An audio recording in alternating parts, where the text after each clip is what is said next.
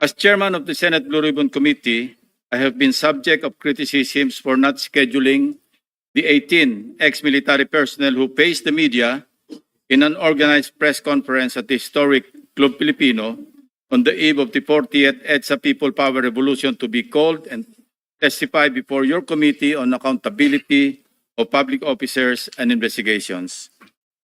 During the said press conference last February 24, these 18 individuals made claims on their supposed knowledge as former security personnel of one of the key personalities in the flood control scandal, former Congressman Saldico. To be clear, while every imputation of a crime warrants our attention, none deserves our blind deference. In the same manner that everyone has a right to be heard, it is not a license to mislead. Hence, while I reserve judgment on the merits of the testimonies, I am duty-bound to raise questions of logic and, at the very least, basic mathematics. Tingnan niya, ang sinasabi niya, yung sarili niyang judgment. Siya lang po, hindi niya po dinadama yung Senate. Siya lang po ang umaawat, no? Mathematically impossible daw. Yan sinasabi niya, math. Nagbibigay po siya ng math. Ang tanong ko lang, bakit ikaw ang magpapasya kung math po ang pinag-uusapan? Ikaw po ba ay eksperto sa math? Ang tinapos nyo ba ay may kinalaman sa math? Di ba? Kasi parang tumatayo siyang expert eh. Expert siya na by himself, pinagdudahan niya. Sige, tuloy po natin. Kung ano itong sinasabi niya. Kasi kino-question niya raw, siya mismo ang nagko-question. Kaya lang, nagko-question siya pero wala namang sasagot. Kino-question niya lang sa hangin. Di ba mas maganda, Senator Lacson, kung imbitahin mo silang 18 para mag-question ka man, may sasagot, di ba? Sige. Kaya pabor ako sa dapat imbitahin tong 18 na to eh. Tuloy po natin sinasabi ni Senator Lacson. These are not intended to disparage the testimonies of the said individuals, but rather ensure that proper evaluation of the credibility and reliability of both the source or sources of the information and the information itself adhere to rational and logical standards of believability. Ayan, ito sinasabi niya no? Dapat daw mag-adhere sa rational standard ng believability. Sino po yung nag-set ng standard na itong mga testimonyang to ay believable at hindi believable? Ikaw na naman? Yun yung problema namin eh. Bakit ikaw lang yung nagpapasya kung believable o hindi believable? Kung kapanipaniwala o hindi kapanipaniwala yung kanilang testimonya. Bakit ikaw ang magpapasya? Bakit hindi mo hayaan yung buong committee? Kaya nga committee yan eh. Blue Ribbon Committee yan, hindi yan Ping Lacson Committee. Blue Ribbon Committee. At ang trabaho talaga ng Blue Ribbon Committee, mag-imbestiga ng mga katiwalian. Yun po ang pangunahin nilang trabaho. Hindi po yan katulad ng mga ibang committee sa Senado na ang pangunahing trabaho gumawa ng batas. Ito po, ang pangunahing trabaho nito talaga ay mag-imbestiga. Yun yung hinahabol namin sa'yo. Ngayon, Senator Ping Lacson, doon na tayo. Ayaw mo silang imbestigahan dahil hindi sila believable. Sino yung iniimbestigahan mo na believable? Paulit-ulit ka lang, nakailang imbestiga ka na, panay mga taga-Bulacan eh. Wala na bang believable na mga, ang galing naman naming mga taga-Bulacan. Kami lang pala ang believable para sa iyo, yung mga taga-Bulacan lang. Paano po yung mga taga-Ilocos? Kung ayaw nyo po itong 18 Marines, bakit ayaw nyo reimbitahin yung mga taga-Ilocos? Yung mga DPWH ng Ilocos, ng iba pang lugar. Bakit panay taga-Bulacan lang? Sige po, ituloy po natin. Before we take appropriate action. Siguradong bibigyang kulay na naman ng mga trolls ang mga tanong na ito. Senator Lacson, yung mga akusasyon mo na trolls kami, kinu-question ka namin, pero hindi kami trolls. Eto mukha namin, no? Di ba yung trolls? Ang ibig sabihin ng trolls, di ba? mga hindi totoong tao. Totoong tao po kami nagko-question sa mga ginagawa nyo. Hindi po kami trolls. For your information lang po. Pero isipin na lang natin kung magagamit ang mga nasabing aligasyon bilang instrumento ng propaganda o anumang motibo, hindi ba dapat ay logical at mathematically possible man lamang ang mga akusasyon? If only for argument, Di ba? Logical at mathematically possible man lamang. So ikaw ba ay yun nga po, may background po kayo sa mathematics? Para nyo po masabi na mathematically logical, kayo na po ang nag-judge mag-isa? Hindi po ba? Total, sabi kayo na sabi na mathematically logical. Pwede po ba na kasi po sila yung nagsasabi. Dinala po nila yan. Kung hindi nyo po maunawaan kung paano nila nadala yan, sabi nyo, mathematically impossible, yung madala nila to, yung halagang 805 billion, kung yan po ay mathematically impossible, bakit hindi nyo po sila tanungin? 'Di ba? Kasi nagawa po nila eh. Nagawa po ng 18 na to. Hindi lang naman po sila 18. Marami pa po yan. Lumantad lang po 18. For your information. Kung marami pong tauhan yan, ano po yung sinasabi nyo bang hindi logically possible? Mathematically hindi logically possible.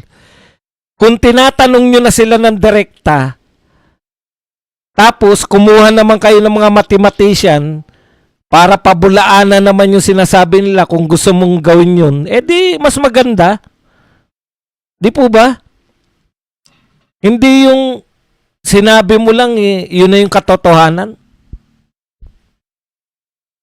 for argument's sake, Mr. President, let us accept the statement of Attorney Levy Baligod last weekend that the 805 billion pesos in kickbacks did not come solely from flood control project appropriations. Contrary Di ba? Sunog ka dyan. Kasi yung una mong pahayag, tignan mo Senator Lacson naalala ko lang bigla dahil sumagot si Baligod eh. Sabi mo, imposible naman. Una mo sinabi to, imposible naman yung 805 billion samantalang 1.3 trillion lang yung budget ng flood control. Nung nasagot ka na yan na hindi lang galing sa flood control, di ba? Samantalang una mong sinabi, imposible yung 805 billion dahil magkano lang yung sa flood control. Ngayong nasagot ka, iibahin mo na naman yung kwento. Kaya nga hindi ka rin reliable kasi nabutata ka na dyan sa punto mo na yan na imposible 805 billion ng naging katkong nila dahil 1.3 billion lang in actual yung buong budget.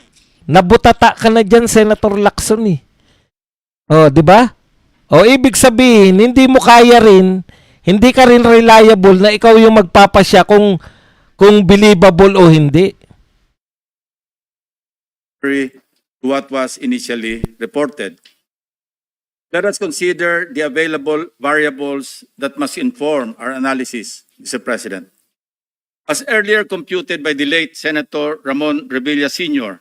and further corroborated by Mr. Curly Discaya during one of our BRC hearings, 1 million pesos approximately weighs 1 kilogram.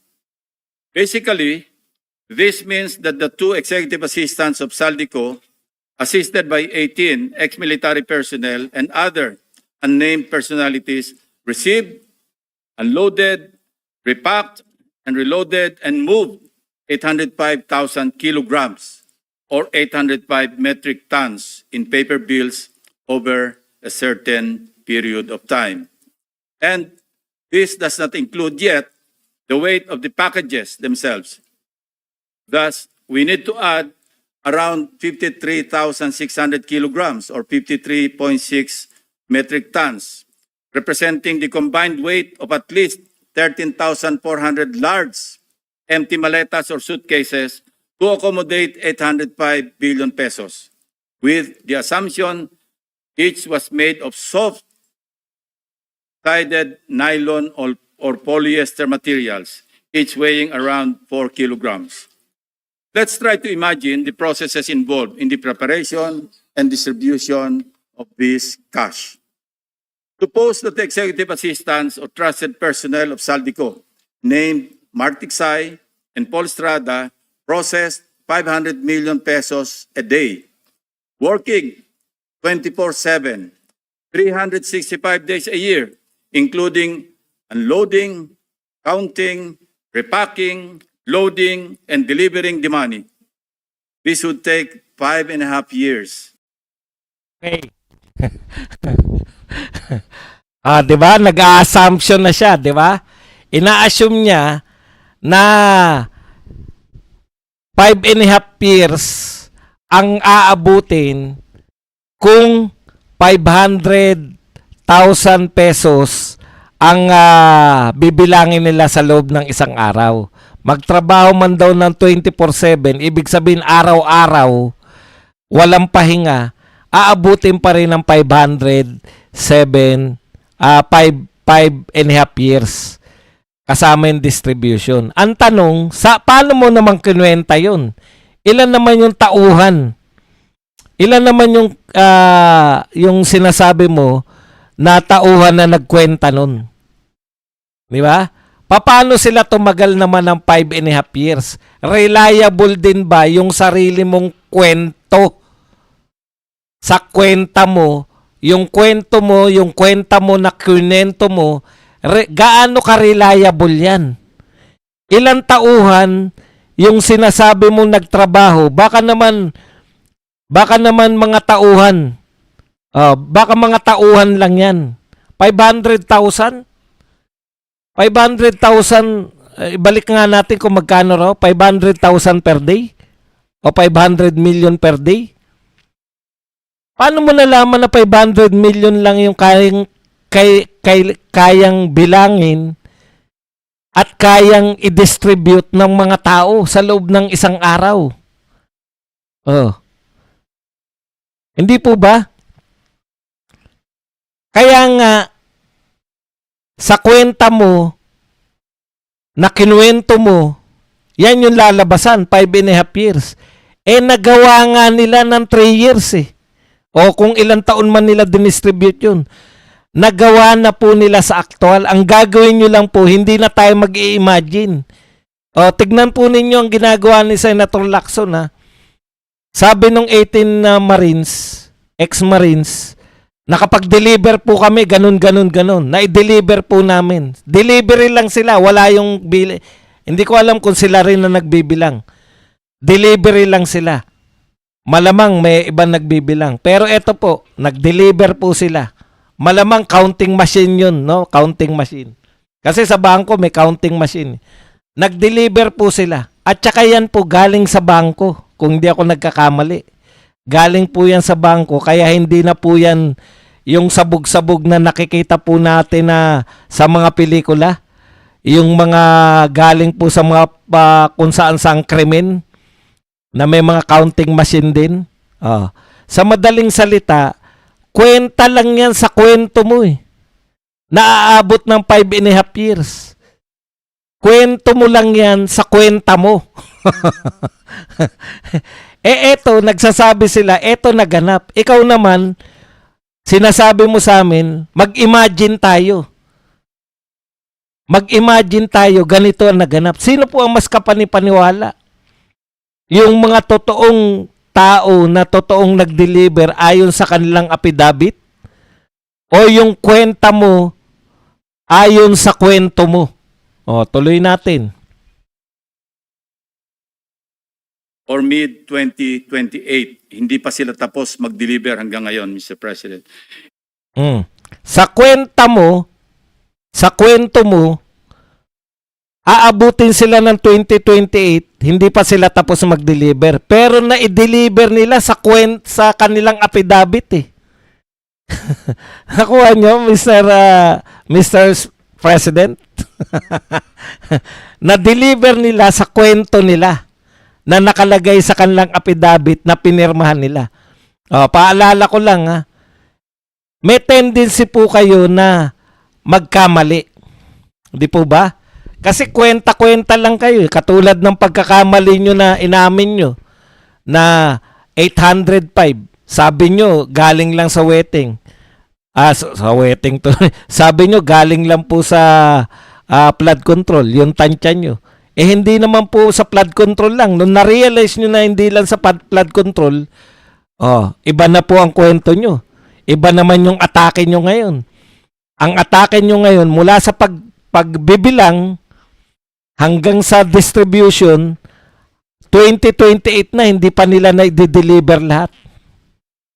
Kwento nyo lang lahat yan eh. Etong mga to na nangyari na eh. Ang gusto naming malaman, banggain yung kwento nyo ng katotohanan ng kwento nila. Kasi sila yung nag-deliver eh. Unless na may nalalaman kayo sa pagde-deliver. Tuloy po natin.